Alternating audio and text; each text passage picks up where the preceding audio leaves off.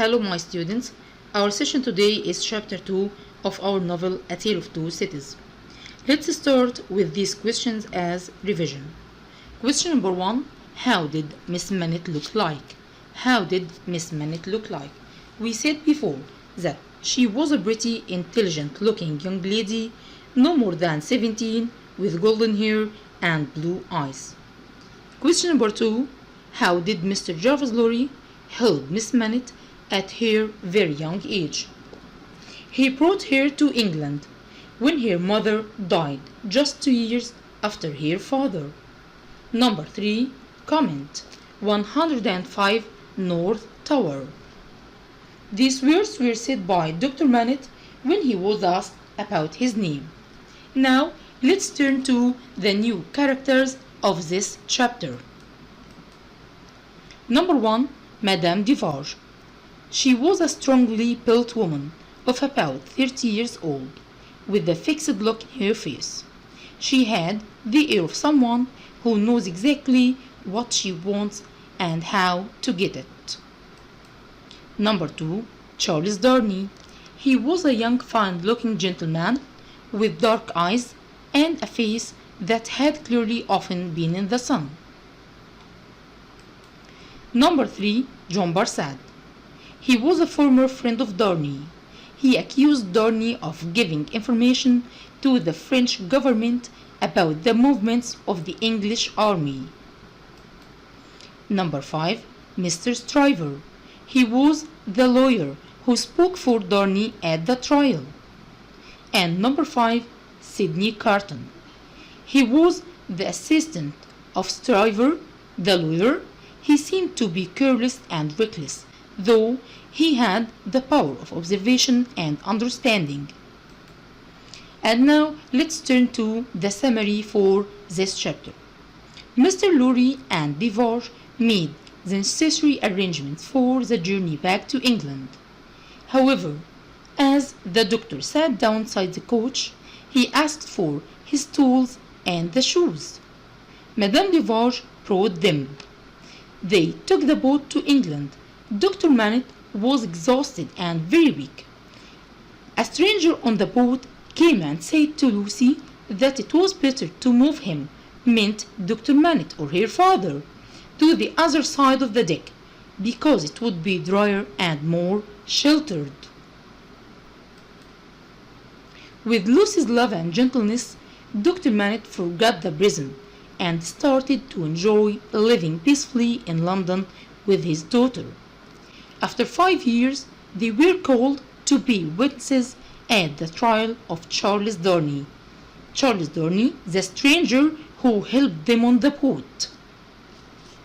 At the trial, Mr. Barcette, the former friend of Charles, accused him of giving information to the French government about the movements of the English army, but Mr. Stryver, the lawyer, proved that the two accusers weren't honest people. Barcette had been sent to prison several times for failing to pay people money that he owed them, and Darnay's servant too had been accused of stealing from his employer. So the court set Charles Darnay free. Now let's turn to the questions for this chapter. Question number 1. Comment. I think it's better for him to make the journey than to remain in this city. For the quotation question, you have to say who said this quotation, to whom, and what was the occasion. So let's see the answer. These words were said by Miss Manette to Mr. Lorry when he asked if Dr. Manette was well enough for the journey to England. Okay, question number 2. How did they prepare for the doctor's journey back to London? Mr. Lorry and Devore made the necessary arrangements for the journey while Dr. Manette slept. Madame Devore brought the shoemaking tools to the coach. Question number 3. How did the stranger help Dr. Manette on the boat? With Mr. Lurie's help, he gently moved Dr. Manette to a place which was driest and the most sheltered on the deck. Question number 4. How did the stranger, or Charles Darnay, look like? It means to describe him. He was a young, fine-looking gentleman with dark eyes and a face that had been in the sun. Number 5. How could Lucy help her father, Dr. Manette, to recover? With her love and gentleness, he at last remembered who he was once more. The shoemaking tools stood untouched in his room. Question number 6. Why were Mr. Lurie, Dr. Manette, and Lucy called to be witnesses at the trial of Charles Darnay? Because they had seen Charles Darnay travel from France to England with them on the same boat. And the rest of the questions are your task.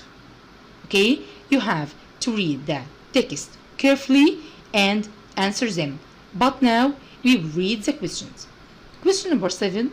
How were Lucy's feelings towards taking part in the trial of Charles Darnay? Question number 8. What was Charles Darnay accused of?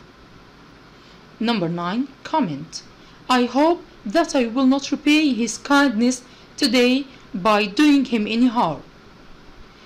Number 10. How could Mr. Stryver invalidate or prove that Mr. Barcette and the other servant accusation against Charles Darnay wasn't true? And thanks a lot.